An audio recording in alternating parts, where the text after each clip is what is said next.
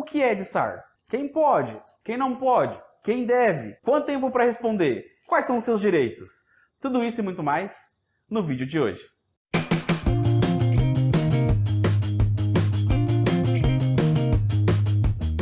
Olá, meu nome é Alexandre, seja muito bem-vindo. E hoje nós vamos falar de um assunto muito importante. Nós vamos falar sobre o DSAR. Mas o que é o DSAR? Data Subject Access Request, ou, em bom português, as requisições de acesso do titular de dados. Qualquer pessoa pode pedir ou fazer uma solicitação dessa. E ela pode fazer essa solicitação para uma empresa, um órgão, uma entidade ou qualquer um que trabalhe ou trate e processe os dados pessoais. O artigo 18 da LGPD trata das requisições de acesso ao titular de dados. Ou seja, qualquer pessoa pode pedir informações sobre seus próprios dados pessoais, seja para um órgão, uma entidade, uma empresa ou para qualquer um que trate esse tipo de dado. Então, fique esperto porque você pode receber esse tipo de solicitação. E claro, de acordo com a nova Lei Geral de Proteção de Dados, você deve estar apto a responder essas solicitações. Mas, quem pode pedir? O titular do dado é qualquer pessoa, certo? Porque os dados pessoais, vamos dizer, tratam, na verdade, dos dados de uma pessoa específica. Então, qualquer pessoa, seja ela colaborador, seja ela funcionário, seja ela cliente ou fornecedor, pode fazer uma requisição de DSAR, ok? Então não esqueça, até mesmo seus colaboradores podem pedir os dados pessoais. E o que ele pode pedir? Bom, você pode pedir várias informações sobre seus dados. Você pode pedir ou perguntar, às vezes você quer saber, na verdade, qual é a finalidade dos seus dados serem utilizados pelaquela empresa.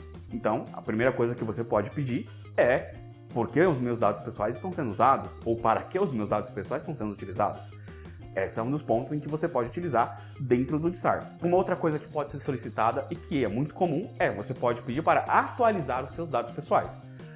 Você pode pedir desde a atualização de algum tipo de dado, como eu troquei de endereço, eu preciso atualizar meu endereço para manter aquela boa relação, ou você pode pedir para excluir as suas informações. Eu não quero mais que você possua os meus dados pessoais, porque para mim não faz mais sentido essa relação que a gente tem, eu já fechei minha conta no banco, não quero mais falar com vocês, então eu posso pedir para excluir. Então, o titular de dados, ele é o dono do dado, e ele pode pedir tantas informações sobre o que você faz com esse tipo de dado, até pedir para que ele seja apagado, excluído ou atualizado.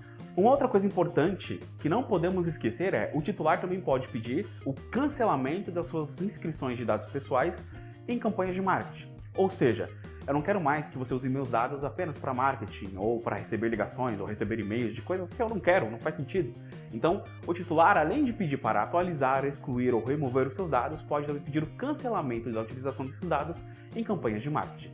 Fique atento, pois isso vale para todos os titulares. Bom, agora que nós já sabemos quem pode pedir as requisições de dados, a gente precisa entender como é feito esse processo. Então, dentro da sua empresa, ou do seu órgão, da sua entidade, ou seja, onde você trata os dados pessoais, você precisa criar um processo, desde atender a solicitação de um titular, até respeitar os prazos que a LGPD diz. Então, de acordo com o artigo 18, que trata dessa solicitação, você tem até 15 dias para responder à solicitação do titular de dados. Bom, já sabemos o que é o DSAR. Agora a gente precisa saber como é que você deve tratar essas requisições. Então fique atento a 5 dicas para você poder sair bem nas requisições de acesso ao titular de dados. A primeira coisa que você precisa é garantir que você tem um processo para atender essas solicitações. Ou seja, você precisa primeiro coletar um consentimento para trabalhar com esse dado pessoal e você precisa ter um portal onde os titulares podem fazer essas requisições. Pode ser via um portal, pode ser via e-mail. Na verdade, na LGPD não fica muito claro, mas o mais comum é você ter um portal de atendimento específico para este fim. E esse portal é onde você vai receber as informações de requisição do DSAR e a partir daí você dá início ao tratamento e resposta ao titular. Bom, depois do portal para requisições do titular de dados funcionando corretamente, coletando todas as informações, já abrindo um monte de solicitações para você responder, você vai precisar ter um DPO na sua empresa. Não importa o tamanho, não importa que tipo de empresa você é, se você trata dados pessoais, você vai precisar ter um DPO. O que essa pessoa precisa fazer? Ela será responsável pelo processamento de dados pessoais dentro da sua organização. Inclusive, essa informação deve constar no portal do titular de dados. Bom, o segundo passo, além de ter um DPO, é você precisa estabelecer os processos de como você deve tratar os dados pessoais. Como, por exemplo, quem tem acesso a esses dados, qual a finalidade de uso, quem pode mexer, quem pode adicionar, quem pode editar, além do DPO, quem vai ter acesso a essas informações.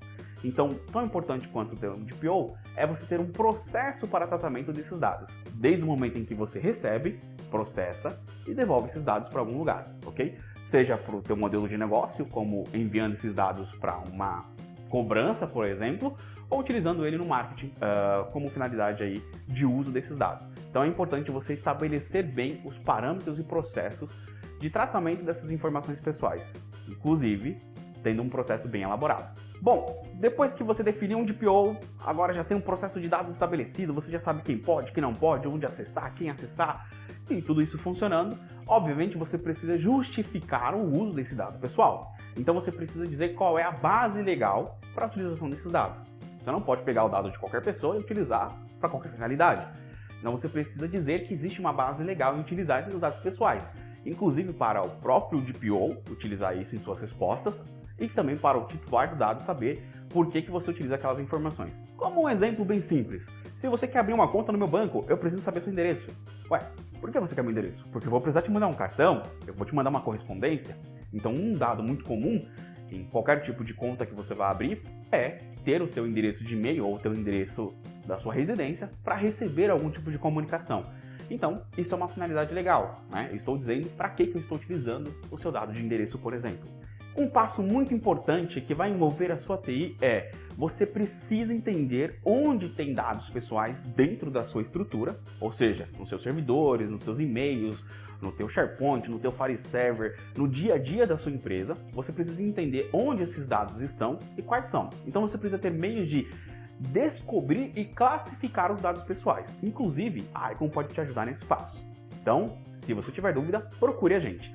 Mas de forma bem simples, seja o dado escrito num papel ou seja um dado digital que está numa planilha de Excel, você precisa saber que ele contém algum tipo de dado pessoal. E a partir daí, ter todo o processamento de dados em volta para proteger e garantir de que não vai ocorrer nenhum tipo de vazamento. Uma das formas de você se proteger em relação ao LGPD e não ser multado é mostrar que você está tratando de forma correta todos os dados pessoais. Isso inclui ter um mapeamento dos dados dentro da sua infraestrutura. Bom, e como último passo para você ter certeza de que você está atendendo a requisição do titular de dados de forma correta, você precisa ter uma avaliação de risco. Claro, sim, isso vai te ajudar em vários aspectos. Primeiro, a entender o risco que você corre em ter e processar esses dados. E na minha opinião, na minha humilde opinião, o melhor é você não ter o dado, ok? Então, se você não precisa dele, não tem o dado, é um risco ofensivo você ter esse dado.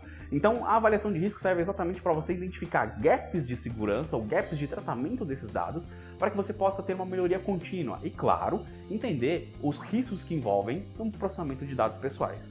Então, fique atento e não vacile. A LGPD está aí na porta e você pode ser multado em até 50 milhões de reais, o que não é nada barato.